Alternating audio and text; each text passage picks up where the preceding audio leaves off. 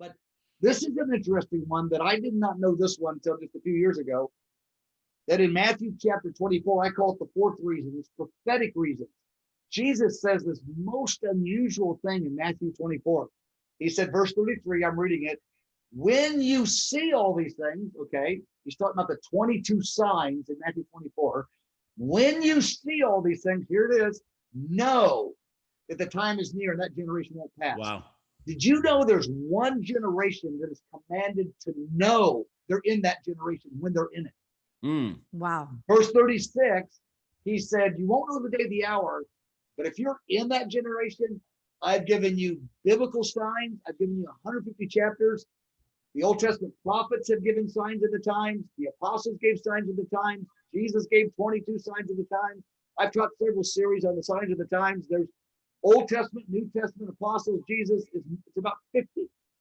Jesus said, generation, when you're alive, I gave you 150 chapters and maybe 50 biblical signs of the times. I want you to know you're in that generation. And a lot of folks quote verse 36. I'm on verse 34. They say nobody can know the day of the hour, but they take that to say that nobody can know the generation. I go, actually, it's opposite. Now, here's the situation. Every one of the signs are not being fulfilled right now. So we can't know with certainty, but here's another observation.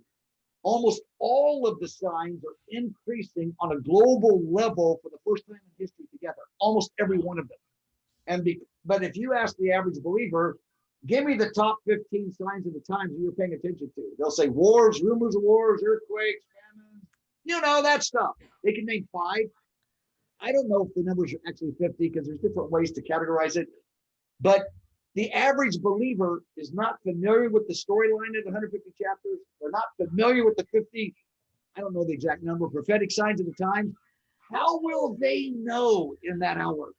But Jesus actually commanded us to in verse 34 of Matthew 24. But verse 36 says you can't know the day, the hour. Those are 2 separate discussions. Many put them together and they go, well, I'm really into the end times. I go, well, I said this earlier, and I know we're coming to an end here. I said, believe it or not, neither am I. I'm into Jesus' leadership. I'm obsessed. Say that again. I couldn't hear that. I'm into Jesus' leadership. I'm obsessed with Jesus, not the end times. If he says these things, I'm in. If he doesn't say them, I don't care. Because people ask me all the time, man, you're really into the end times. I go, wrong. I'm into loving Jesus. I'm into his excellent leadership. So that he tells us in Matthew 24, when you see all of them, and it's not true to say all of them are escalating, but almost all of them are for the first time. Yes. On a global level. I mean, it's alarming, alerting, not alarm, alerting. I'm going, whoa, I have incredible urgency. I want to get the next generation ready so they're not afraid and taken by surprise.